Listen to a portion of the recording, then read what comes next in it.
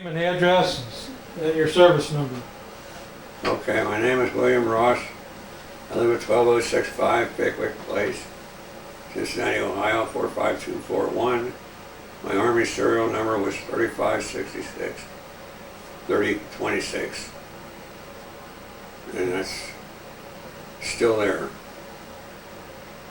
And you want me to go on with? Yes, sir, please.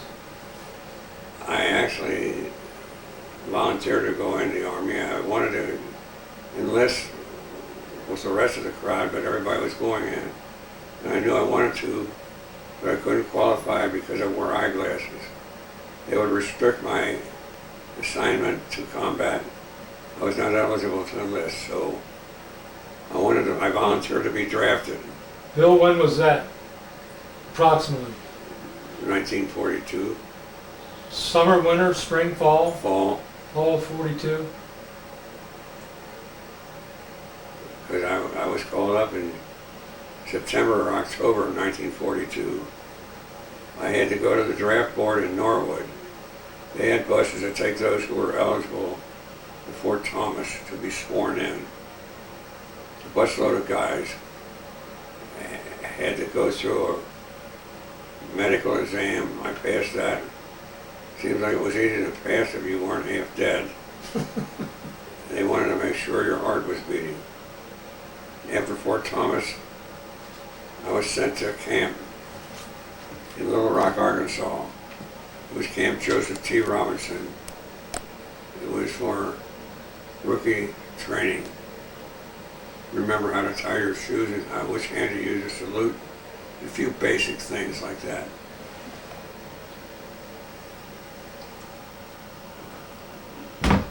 I was assigned to a group of draftees to be trained in military procedures, following orders and stuff like that. Basic training there, about 6 weeks. Drills and military rules and requirements. How to act if you belonged in the Army. For whatever reason, maybe because of my job background, I was grouped to be a medical non-combat group member. Excuse me, Bill, what was your background then? Huh? What was your background before you went to service? Clerical. Pardon me? Clerical. Clerical, okay.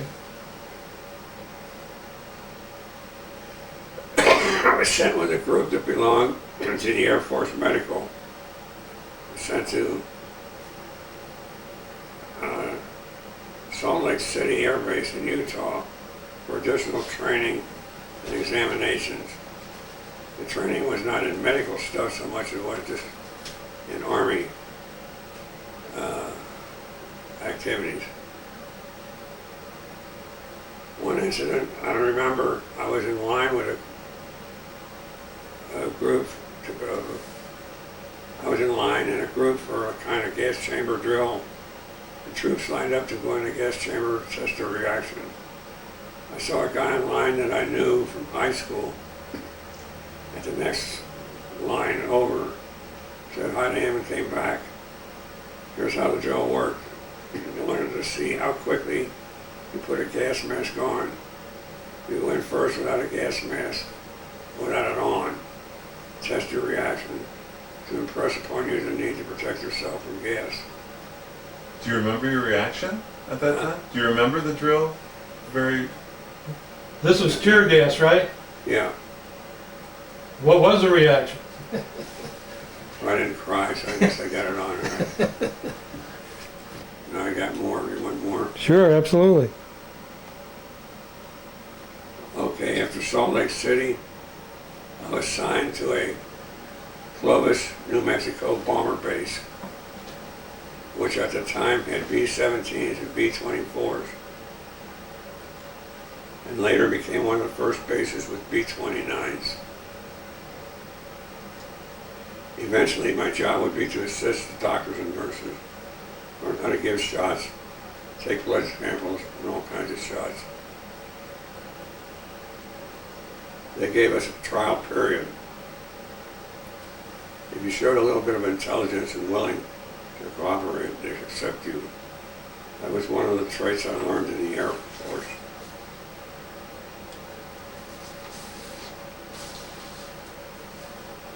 My basic job was at that particular activity was base hospital supply department, which was responsible for ordering, storing, dispensing all medications, linens, mattresses, instruments, the whole shebang for operating a hospital. I think I was pretty good at my job, and the officer I worked for kind of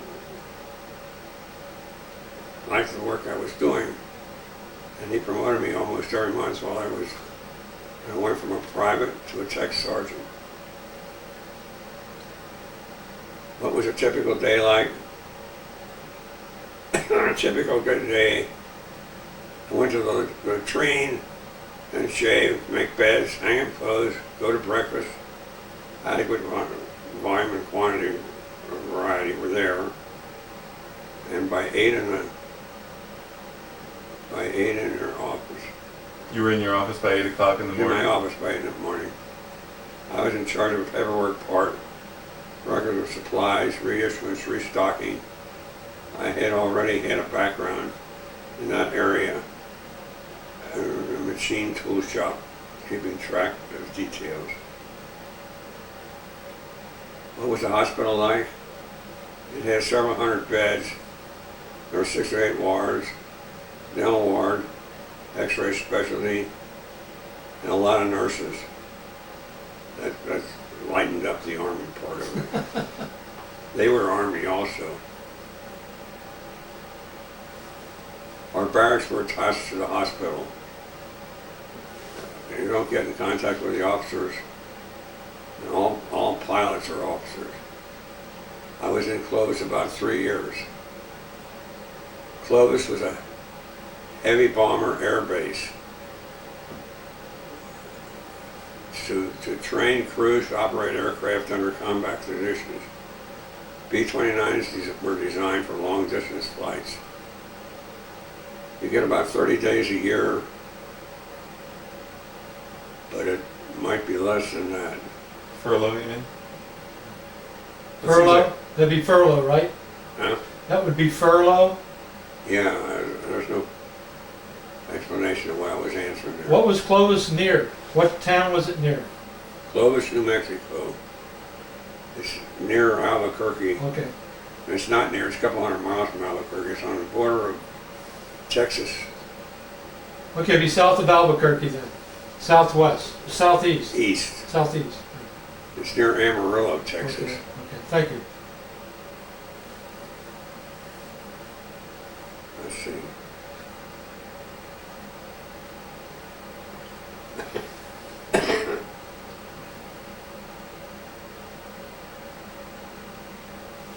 There's something there that said you might get 30 days a year. So I think you were answering about time off the base. Did you get any furlough time? I got a couple stories to tell here. Well, let's hear 'em. That's what we're here for. My captain was Jim Dahl. He volunteered me to accompany a patient to a specialty hospital or other patients, various ones, specialty hospitals. Another time I accompanied a guy on a bus to Santa Fe, New Mexico specialty hospital. Turned him in there, and then I came back. The story associated with that is, after I turned him in, I stayed in a motel. I went to a restaurant to eat dinner, or it was a bar to drink a drink, I don't remember. A couple of civilians came up to me and said they were interested in my 2nd Air Force insignia. They asked, "Are you with a group up there in the mountains in Los Alamos? There's something going on up there, some kind of secret project." I said, "No, I don't know what you're talking about." Turned out that was the A-bomb development group project. I also got sent on a number of other flights. One of the closest calls I ever had when I got discharged. I was on a troop train to get to Fort. It's spelled wrong. Indiana, anyway. to get the final discharge. The car I was in and several other cars went to St. Louis. They were reassembling the cars to go to different locations. A friend of mine's family lived there, and I went to talk to his family on the phone. When I got back, the train was gone. Fortunately, I talked to the station manager, and he knew where the car was. It was just hooked up with others to go to the destination, Camp Atterbury, Indiana, is where we went. And so he told me to get on a different set of cars, and it worked. That got hooked onto the ones that I had been on, so I wasn't AWOL. That's as far as this goes. That's it. So from that point, I went to Camp Atterbury and got discharged. And that was the end of a 3-year trek. That's all I got. Well, what type of personnel were you treating there at the Clovis? Were they solely military personnel in the United States, or did you have soldiers coming in that were injured overseas? They were mostly resident troops. I mean, those that were stationed there. Now, there was a lot of transition. They weren't all stationed there permanently. You know, they were training as troops, training as flight crews, and then Moving out. shipped out. So but as far as I know, none of the patients came from any place else. They all came from that base. There were over 5,000 or 6,000 people there, and that included flight training crews, nurses, wax, administrative. There weren't any. There were a few military armed guys, but not much. That kind of stuff went on. It was all Air Force related. I was curious, you mentioned that you bumped into a high school chum. Do you recall the fellow's name? You didn't mention it. I was just wondering if you recalled it. Was he here from Cincinnati? Yeah, I can't remember anything about it though. Okay. What school did you attend? Roger Bacon High School. Well, that's right. I should have known that. Well, very good. So that was the circumstances. That was a very brief outline of almost 4 years of the service. And how did you get back to Cincinnati from Camp Atterbury in Indiana? Train. In the Union Terminal? Yeah. My parents met me at Union Terminal. And there were other stories involved when I was out in California. I went to I don't even think I even mentioned I'd been to March Field. Before I got discharged, I was transferred to Marsh Field to be with a group that was a bomb group that was being put together, but it never got to because the war was over. I went to a USO presentation. You know, they had bands and dances and stuff like that, and there was some young girl there that was a singer. And I know her name and I can't think of it. Who the heck was it? She was, my wife knew her from Roger Bacon High School. I mean, she was a local girl. She was from Cincinnati. Yeah. She was with a big name band by that in California. Doris Day. Oh, really? That's what it was, Doris Day. That wasn't her real name, that was her stage name. Doris Kappelhoff was her real name. I can understand why they changed that today. Did you know her from town? I didn't know her, I knew of her. Okay. But my wife knew her, because they were in school at the same time. And I also saw Bob Hope one time or another, some USO show. And other known names, but that was not unusual because they show up in a whole air base and get to see them and make enough shows. It was interesting.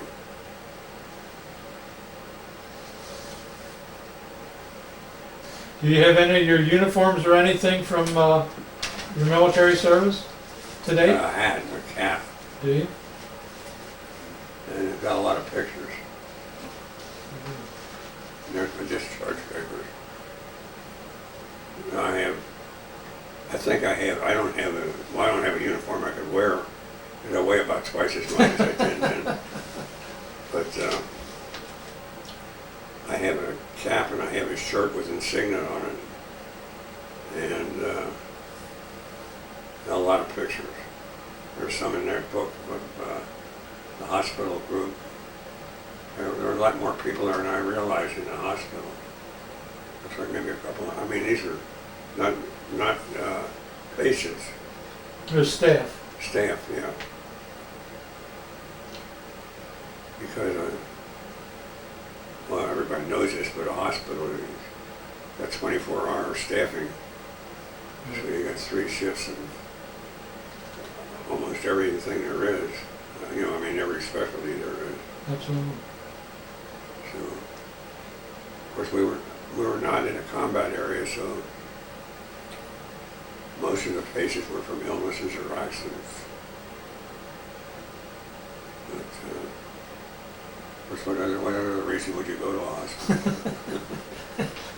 But GI, for any reason under the sun. Yeah, that's right. Get out of duty. It's just to get a rest. That's yeah. right. That's right. You didn't have any malingerers, did you? Anyway, You didn't have anybody in your experience that did anything like that, did you? no. No.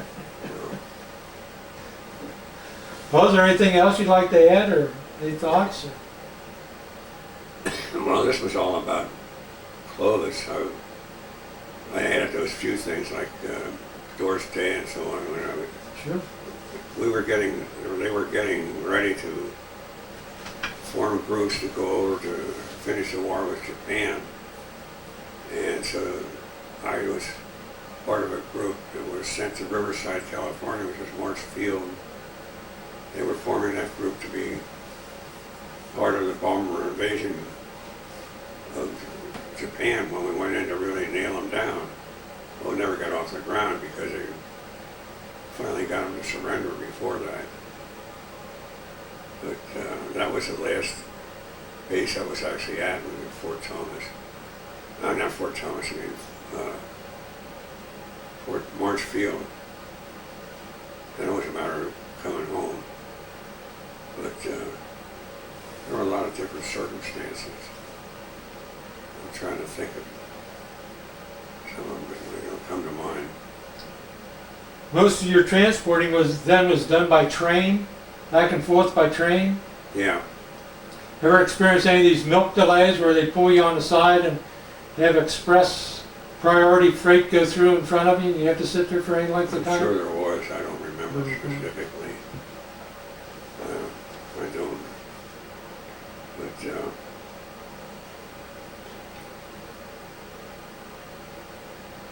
there's a lot of experience. I'm trying to think of when I was at Riverside, but I can't think of any more. Anyway, by the time I was at Marsh Field, the war was over while I was there. And then it wasn't a matter of wondering where you're going to go against the enemy, but where you're going to go to on your way home, you know. And so I got discharged from there. I didn't really. I got shipped to Camp Atterbury, Indiana. Right. I think Right. so. Yeah. But Did it take you very long to process out of the service before you got home? well, just because of the crowd, that's all. Well, yeah, you're right. And everybody in a hurry. Yeah. I don't remember the timing or anything, how long I was there. But I was at a lot of different air bases and Army bases. could say I went from Fort Thomas to Camp Atterbury, and then I was out of Salina, Kansas, Air Base. I was at Little Rock, Arkansas for basic training, and there were a couple other places. I spent most of the time in Clovis, New Mexico, and it was an experience. Did you have any other experiences with the things that were going on there in New Mexico with the atom bomb and what have you? No, that was towards the end, Right. and I didn't even know what the guy was talking about. It wasn't until later that I could put that Put together it together. to what he was saying. He didn't know either. He just knew that. He was just fishing. But my insignia didn't belong to any local groups.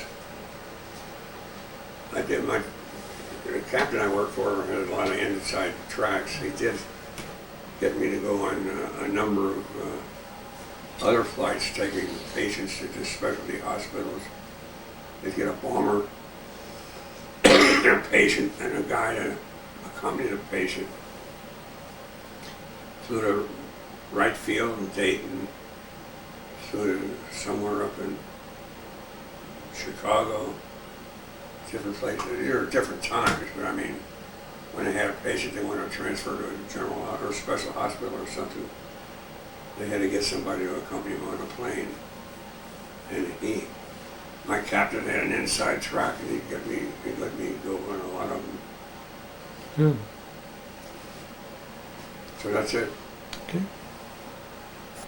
Sorry I can't show you my medals and awards and everything.